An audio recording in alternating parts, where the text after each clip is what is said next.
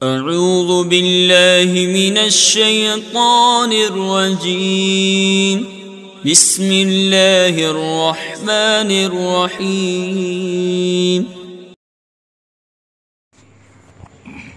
بسم اللہ الرحمن الرحیم۔ میں محمد خوشنود عالم دارالعلوم غریب نواز پریاگراج جماعت رابعہ کے بچوں سے مخاطب ہوں اور نور الانوار کا درس چل رہا ہے۔ ماتن فرماتے ہیں اعلم ان اصول شرع ثلاثۃ الکتاب و سنت و اجماع الامہ، جان لو کہ اصول شرع تین ہیں: کتاب، سنت اور اجماع امت۔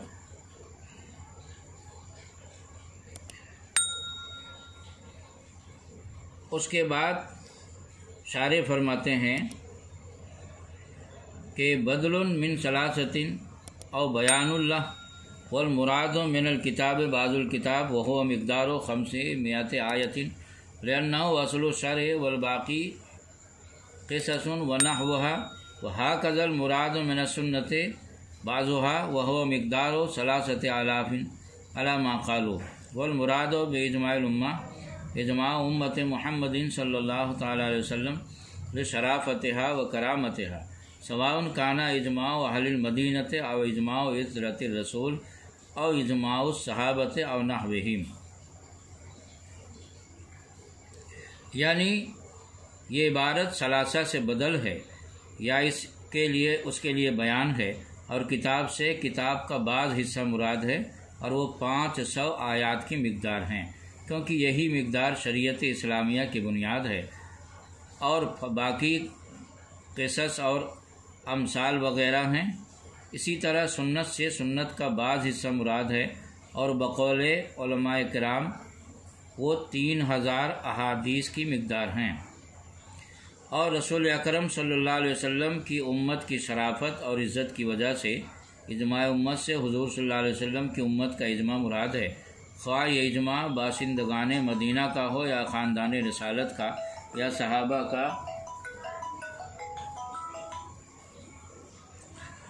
اور یا ان جیسے دوسرے حضرات کا۔ اس عبارت کا مطلب یہ ہے کہ پورے قرآن سے فقہی مسائل کا استنباط اور استخراج نہیں ہوتا ہے، بلکہ قرآن پاک میں بہت سارے قصے اور واقعات بھی بزرگوں کے، انبیاء کرام کے، اولیاء کرام کے بیان کیے گئے ہیں، جن کا مقصد یہ ہے کہ دل میں خشیت اور خوف الہی پیدا ہو، یعنی بطور واضح نصیحت کے ان واقعات کو بیان کیا گیا۔ اور کچھ چیزیں ایسی بھی ہیں جو قرآن پاک میں مثال یعنی بات کو سمجھانے کے لیے بیان کی گئی ہیں، تو ان کا بھی مقصد صرف تفہیم اور تعلیم ہے، ان سے مسائل فقہیہ کا استنباط استخراج نہیں ہوتا۔ جن آیات سے مسائل کا استنباط اور استخراج ہوتا ہے وہ صرف 500 آیات ہیں، اور جن مسائل سے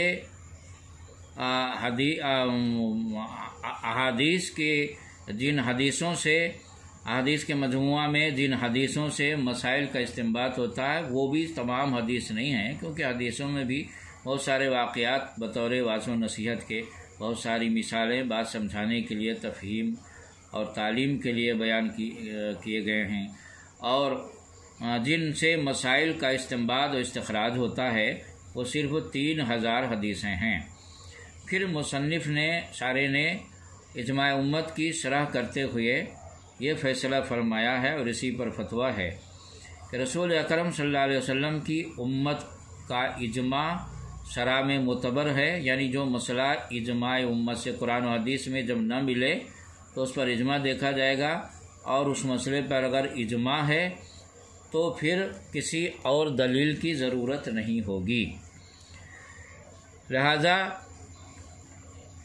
اجماع میں جو بعض لوگوں نے یہ کہا کہ صرف اہل مدینہ کا، علماء مدینہ کا اجماع معتبر ہے، بعض نے کہا کہ اولاد رسول کا اجماع معتبر ہے، اور بعض نے کہا کہ صحابہ کا اجماع صرف معتبر ہے، تو سارے نے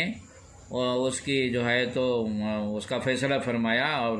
ان بعض لوگوں کے اقوال کا رد کیا کہ ایسا نہیں ہے، کیونکہ نئے نئے مسائل قیامت تک پیدا ہوتے رہیں گے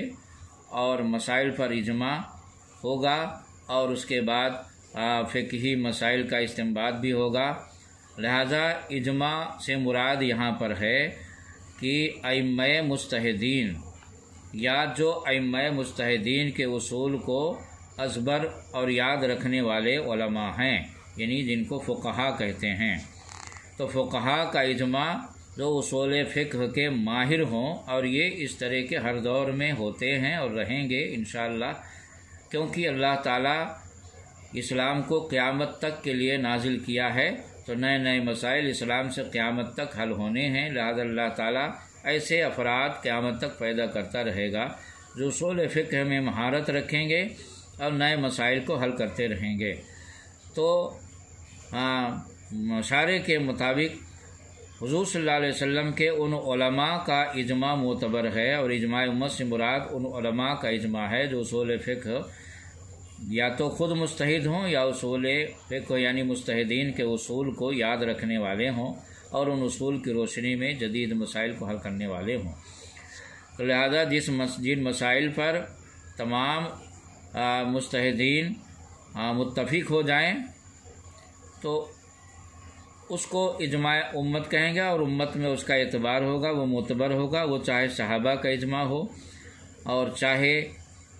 جو ہے تو اہل مدینہ کا اجماع ہو، چاہے وہ اولاد رسول کا اجماع ہو، اور چاہے وہ تابعین کا اجماع ہو یا بعد کے فقہا کا اجماع ہو، تو تمام اجماع کا شریعت میں اعتبار ہوگا، اور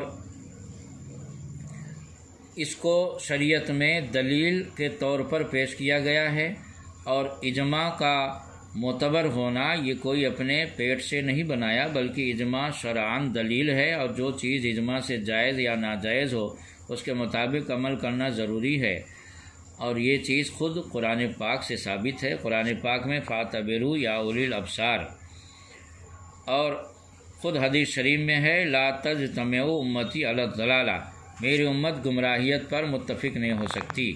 ظاہر سی بات ہے، یہ اس بات کی دلیل ہے کہ جس چیز کے جائز ہونے پر امت متفق ہو جائے، یہ خود اس بات کی دلیل ہے اور حدیث سے ثابت ہے کہ وہ چیز جائز ہے۔ دوسری حدیث میں اس سے بھی زیادہ صراحت ہے کہ ما رآہ المؤمنون حسنا فہو عند اللہ حسن، صاف صاف کہ جسے تمام مسلمان مومنین، یہاں بھی ائمہ مجتہدین مراد ہے کہ ائمہ مجتہدین جس چیز کو اچھی جانیں، جائز اور مستحسن جانیں، وہ اللہ کے نزدیک بھی اچھی ہوتی ہے۔ مطلب یہ کہ قدرت کی طرف سے ائمہ مجتہدین پر اللہ تعالیٰ کی رحمت ہوتی ہے، تائید ہوتی ہے کہ جس چیز کے جواز پر ان کا اجماع ہو جاتا ہے وہ اللہ تعالیٰ کے نزدیک بھی جائز ہو جاتی ہے۔ اس عبارت سے ہمارے بہت سارے مسائل بھی حل ہو جائیں گے، مثلا جیسے میلاد، فاتحہ، سلام، قیام، حضور صلی اللہ علیہ وسلم کے نام پر انگوٹھا چومنا، اس کے لیے جو لوگ دلیل کا مطالبہ کرتے ہیں ان سے کہا جائے کہ ساری دنیا کے علماء مجتہدین، علماء فقہا، اہل حق ان چیزوں کو جائز سمجھتے ہیں، اور حدیث شریف میں ہے کہ جس چیز کو مستحسن اور جائز ساری دنیا کے مسلمان اور ائمہ مجتہدین جانیں، وہ چیز اللہ کے نزدیک بھی جائز ہوتی ہے، اور امت گمراہیت پر متفق نہیں ہو سکتی۔ لہذا یہ ماننا پڑے گا کہ جب میلاد، فاتحہ، سلام، قیام، بزرگوں کی تعظیم اور ان کے عرس میں چادر گاگر اور قرآن خوانی وغیرہ، ان ساری چیزوں کو پوری دنیا کے مسلمان، خواص تو خواص، فقہا تو فقہا، عوام سب جائز مانتے ہیں، اتنا بڑا اجماع ناجائز پر نہیں ہو سکتا، کیونکہ ہمارے حضور نے فرمایا لا تجتمع امتی علی الضلالہ، میری امت گمراہیت پر متفق نہیں ہو سکتی، لیکن ان چیزوں کے جواز پر متفق ہیں، جو اس بات کی دلیل ہے کہ یہ عند اللہ بھی جائز ہیں۔ اور بات بات پر یہ سوال کرنا کہ صحابہ نے یہ نہیں کیا، صحابہ نے وہ نہیں کیا، قرآن و حدیث میں کہیں بھی اس بات کی صراحت نہیں ہے کہ جس چیز کو صحابہ نے کیا وہ جائز ہے، جس چیز کو صحابہ نے نہیں کیا وہ حرام ہے۔ ایسی کوئی صراحت، ایسی کوئی دلیل نہیں ہے۔ اور جب اللہ رسول نے ایسی کوئی پابندی نہیں لگائی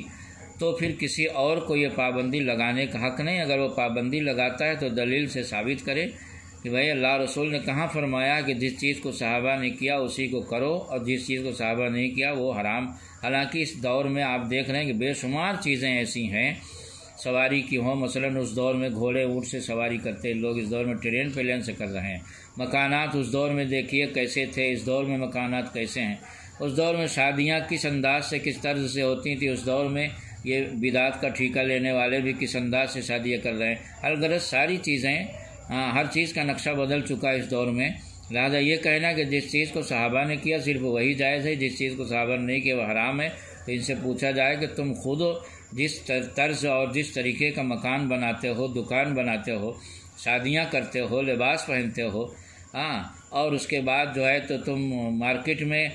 جو مارکیٹنگ کرتے ہو وغیرہ وغیرہ، ساری چیزیں دنیا کی یہ اس انداز اور اس طرز کی صحابہ کے دور میں نہیں تھیں۔ اگر یہی دلیل بن جائے کہ صاحب جس چیز کو صحابہ نے جس طرح کیا اسی طرح کرو ورنہ ناجائز و حرام ہے، تب تو پھر صاحب جینا انسان کا محال ہو جائے گا، اور شریعت ایسا حکم نہیں دیتی کہ انسان کا جینا محال ہو جائے۔ اور تو پھر اس پر یہ کہتے ہیں کہ صاحب دنیاوی چیز تو جیسے چاہے کرے، لیکن ثواب سمجھ کر جو ہے تو وہی چیز جائز ہوتی ہیں جن کو صحابہ نے کیا، اور جن کو صحابہ نے نہیں کیا ان چیزوں کو ثواب سمجھ کے کرنا حرام ہے۔ ان سے پوچھو کہ جس طرز اور جس انداز کا محراب اور ممبر اور مینار تم بناتے ہو، اس طرز اور اس انداز کا ممبر، محراب اور مینار کہیں حدیث میں دکھا دو۔ تم مسجد جس انداز کی بناتے ہو، ماربل، خوبصورت، پینٹ، نقش نگار، یہ وہ سب کرتے ہو، اس انداز کی مسجد کہیں حدیث میں دکھا دو صحابہ نے، تابعین نے کبھی بنایا ہو؟ ظاہر سی بات ان چیزوں کو تم ثوابی سمجھ کے کرتے ہو۔ تو جب ثواب سمجھ کر وہ کام کرنا جس کو صحابہ نے نہیں کیا حرام ہے، تو تم مینار کے نام سے اتنے اونچے اونچے اور خوبصورت مینار کے نام سے چندہ کیوں کرتے ہو؟ اور جو یہ مدارس کی عمارت، اتنی خوبصورت عمارت، اس پر جو عالی شان 80 ہزار 1 لاکھ کا گیٹ، یہ سب چیزیں صحابہ اور تابعین کے دور میں نہیں تھیں، اور ان سب چیزوں کو تم ثواب سمجھ کر کرتے ہو، کرواتے ہو۔ لہذا ایسا اصول اور ایسا قاعدہ نہ بتاؤ کہ آدمی کا زندہ رہنا محال ہو جائے۔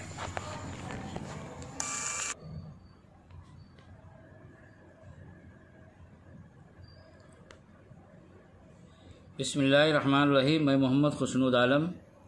دارالعلوم غریب نواز، پریاگ راج، جماعت رابعہ کے بچوں سے مخاطب ہوں، اور نور الانوار کا درس چل رہا۔ والاصل الرابع القیاس، ای اصل الرابع بعد الثلاثة للاحکام الشرعیہ هو القیاس المستنبط من هذه الاصول الثلاثة، وكان ينبغي ان يقيده بهذا القید كما قيده فخر الاسلام وغيره ليخرج القياس الشبهي والعقلی، ولكنه اکتفى بالشہرة، فنظیر القیاس المستنبط من الکتاب قیاس حرمت اللواطة على حرمت الوطی فی حالت الحیض فی علت العزا المستفادة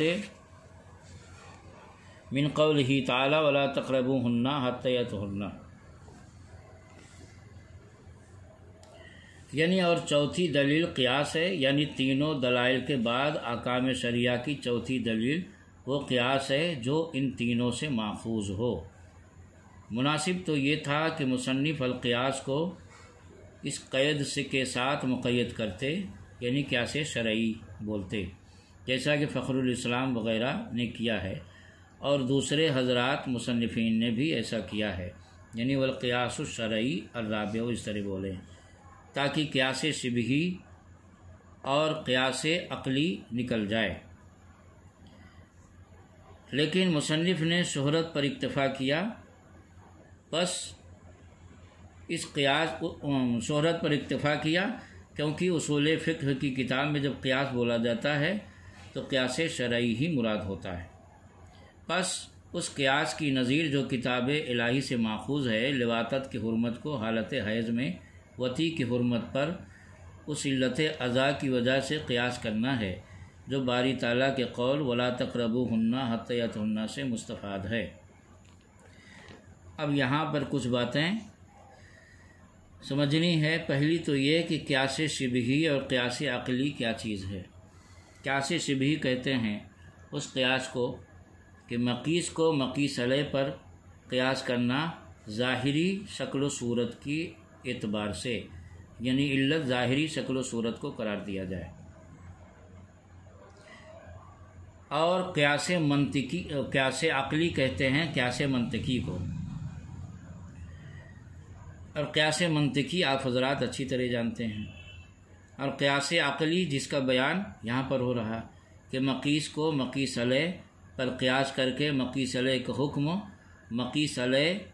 کا حکم مقیس میں جاری کرنا علت جامعہ کی بنیاد پر۔ جیسے یہاں پر ایک مثال دیا ہے شارح نے کہ حالت حیض میں وطی کی حرمت پر قیاس کیا ہے لواطت کی حرمت کو، کیونکہ یہاں پر مقیس اور مقیس علیہ دونوں میں جو علت جامعہ ہے جس کی بنیاد پر قیاس کیا گیا وہ ہے گندگی، کیونکہ قرآن پاک میں وَلَا تَقْرَبُوهُنَّ حَتَّى يَطْهُرْنَ، عورتوں سے قریب کے پاس مت جاؤ جب تک وہ پاک نہ ہو جائیں۔ معلوم ہوا کہ ہم بستری کی حرمت کی علت اور وجہ وہ ناپاکی ہے، اور چونکہ لواطت بھی جس مقام میں کی جاتی ہے وہ مقام بھی اس مقام میں بھی گندگی ہوتی ہے، نجاست ہوتی ہے، لہذا نجاست کی وجہ سے جب وہ حرام ہے تو یہ بھی حرام ہوگی، دونوں کے اندر علت جامعہ ہونے کی وجہ سے۔ لیکن یہاں پر یہ اعتراض ہوگا کہ لواطت کی حرمت مردوں کے ساتھ تو صراحت النص سے ثابت ہے۔ قرآن پاک میں قوم لوط کا تذکرہ ہے اور اس میں صاف صاف اس کی مذمت کی گئی ہے، اور مرد کے ساتھ لواطت کی حرمت بھی حدیث سے ثابت ہے، اور قرآن سے بھی اشارۃ النص کے طور پر عورت کے اپنی منکوحہ کے ساتھ لواطت کی حرمت اشارۃ النص کے طریقے سے ثابت ہے۔ فَأْتُوا حَرْثَكُمْ أَنَّ شِئْتُمْ، اس میں اشارۃ النص کے طور پر اپنی عورت سے لواطت کی حرمت ثابت ہے۔ وہ سنت اور اجماع امت پر جو مسئلہ منصوص نہ ہو، یعنی دلائل ثلاثہ میں نہ ہو، لیکن یہ تو لواطت مرد کے ساتھ ہو یا عورت سے، یہ قرآن و حدیث سے ثابت ہے، اور جو مسئلہ قرآن و حدیث سے ثابت ہو اس میں قیاس نہیں جاری ہوتا، اس میں قیاس کرنا جائز نہیں۔ پھر شارح نے یہاں پر کیوں یہ مثال دی تو اس کا جواب یہ ہے کہ قیاس کرنے کی قرآن پاک کی مثال شارح نے دی ہے بطور تفہیم کے اور سمجھانے کے لیے، کہ مطلب یہ کہ اگر نص سے لواطت کی حرمت ثابت نہ ہوتی تب بھی قیاس کا تقاضا تھا کہ یہ حرام ہو، اور اس وقت جب یہ حرام نہ ہو، نص سے اس کی حرمت ثابت نہ ہوتی تو اس وقت اس طرح قیاس کیا جا سکتا تھا اور اس کی حرمت ثابت ہو سکتی تھی۔ تو یہاں صرف سمجھانے کے لیے ایک مثال دی گئی ہے، اس کا مطلب یہ نہیں ہے کہ قرآن و حدیث سے اس کی حرمت ثابت نہیں ہے، قرآن و حدیث سے اس کی حرمت ثابت ہے۔ یہاں پر جو مثال دی جا رہی ہے وہ بطور تمثیل اور تفہیم کے لیے ہے، وہ اس لیے نہیں ہے کہ یہ مسئلہ نص سے ثابت نہیں۔